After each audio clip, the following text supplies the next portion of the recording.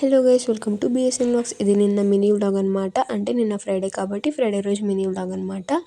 అందరికీ ముందుగా వసంత పంచమి శుభాకాంక్షలు. ఇక నిన్న వసంత పంచమి కాబట్టి ఇంట్లో మేమైతే పూజ అయితే చేసుకున్నాము. ఇక వసంత పంచమి కాబట్టి లలితాదేవి పటంతో పాటు సరస్వతీదేవి పటం కూడా పెట్టి అయితే నేను దీపారాధన అయితే చేసుకున్నాను. ఇంకా దీపారాధన అయితే చేసుకొని అమ్మవారికి నా కోరికలు అయితే చెప్పుకున్నాను, బాగా చదువు రావాలని చెప్పి.